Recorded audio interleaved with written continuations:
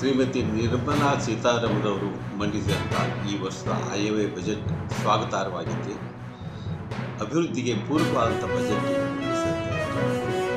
ತೆರಿಗೆ ಸಂಗ್ರಹದಲ್ಲಿ ಅನೇಕ ಕಂಪ್ಲೇಂಟ್ಗಳು ಇದ್ದಂಥದ್ದು ನಿವಾರಿಸಿ ರಾಜ್ಯಗಳಿಗೆ ಸಂಗ್ರಹದ 41% ಪಾಲನ್ನು ನೀಡುವಂಥದ್ದು ಸ್ವಾಗತಾರ್ಹವಾಗಿದೆ. ಬಡವರ ಔಷಧಿಗಳು, ಡಯಾಬಿಟಿಸ್ ಇರಲಿ, ಕ್ಯಾನ್ಸರ್ ಆಗಲಿ, ಇವೆಲ್ಲವುಗಳ ಕಡಿಮೆ ಬೆಲೆಗೆ ಸಿಗುವಂಥದ್ದು IT ಫೀಲ್ಡ್ದಲ್ಲಿ ಸೆಮಿಕಂಡಕ್ಟರ್ದ ಪಾತ್ರ ವಿಶ್ವದಲ್ಲಿ ದೊಡ್ಡ ಮಟ್ಟದಲ್ಲಿ ಅದಕ್ಕೆ ಸಮರ್ಥವಾಗಿ ಸ್ವಾವಲಂಬಿಯಾಗುವಂಥ ದೃಷ್ಟಿಯಲ್ಲಿ ಈ ದೇಶ 40,000 ಕೋಟಿ ರೂಪಾಯಿಯನ್ನು ವಿನಿಯೋಗ ಮಾಡಿಕೊಂಡು ಮುಂದುವರಿಯಲಿದೆ ಅನ್ನುವಂಥದ್ದು. 3 ವಿಶೇಷವಾದಂಥದ್ದು ಈ ಅಭಿವೃದ್ಧಿ ದೃಷ್ಟಿಕೊಂಡು ಕರ್ತವ್ಯಕ್ಕೆ ಹೆಚ್ಚಿನ ಮನ್ನಣೆ ಕೊಟ್ಟು ಉತ್ಪಾದನೆ ಹೆಚ್ಚು ಮಾಡುವಂಥದ್ದು, ಸಬ್ಕಾ ಸಾಥ್ ಸಬ್ಕಾ ವಿಶ್ವಾಸ ಅನ್ನುವಂಥದ್ದು, ಜನರ ಆಶೋತ್ತರಗಳನ್ನು ಈಡೇರಿಸುವಂಥ ದಿಶೆಯಲ್ಲಿ ಒಳ್ಳೆಯ ಬಜೆಟನ್ನು ಮಂಡಿಸಿದ್ದಾರೆ.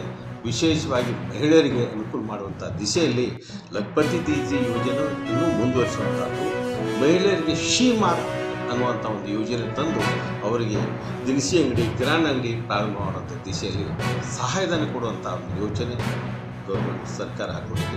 ಒಟ್ಟಾರೆ ಈ ಬಜೆಟ್ಟು ಸ್ವಾಗತಾರ್ಹವಾಗಿದೆ. ಅಭಿವೃದ್ಧಿ ಪರವಾದಂಥ ಚಿಂತನೆ ಇಟ್ಕೊಂಡು ನಿರ್ಮಲಾ ಸೀತಾರಾಮನ್ ಮಾಡಿದ್ದಾರೆ.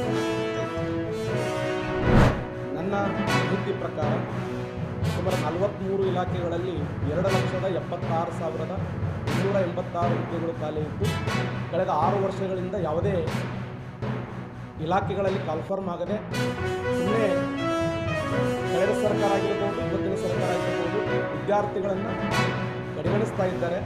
ರಾಜ್ಯದ ತುಂಬೆಲ್ಲ ನಾವು ಸಾಕಷ್ಟು ಹೋರಾಟವನ್ನು ಮಾಡಿದ್ದೇವೆ. ಆ ಹೋರಾಟಕ್ಕೆ ಸರ್ಕಾರ ಯಾವುದೇ ಸ್ಪಂದನೆ ಮಾಡ್ತಾ ಇಲ್ಲ. ಕಳೆದ ದಿನಗಳಲ್ಲಿ ಸುಮ್ಮನೆ ಏನೋ ನಾವು ಕಾಲ್ಫಾರ್ಮ್ ಮಾಡ್ತೀವಿ, ಅಧಿಸೂಚನೆ ಮಾಡ್ತೀವಿ ಅಂತೇಳಿ 43 ಇಲಾಖೆಗಳಲ್ಲಿ ಲಕ್ಷಾಂತರ ವಿದ್ಯಾರ್ಥಿಗಳು ಪ್ರೆಸೆಂಟ್ ಕರ್ನಾಟಕ ರಾಜ್ಯದಲ್ಲಿ 10 ಲಕ್ಷಕ್ಕಿಂತ ಹೆಚ್ಚು ವಿದ್ಯಾರ್ಥಿಗಳು, ಅದು ಅತ್ಯಂತ ಬಡ ಕುಟುಂಬದಿಂದ ಗ್ರಾಮೀಣ ವಿದ್ಯಾರ್ಥಿಗಳು ಸಾಲ ಮಾಡಿ, ಕೂಲಿ ಮಾಡಿ, ಎಲ್ಲೋ ಪೆಟ್ರೋಲ್ ಬಂಕಿನಲ್ಲಿ ಪೆಟ್ರೋಲ್ ಹಾಕಿ, ಇವತ್ತು ಹೋಟೆಲ್ಗಳಲ್ಲಿ ಕಸ ಮುಸುರಿ ಮಾಡಿ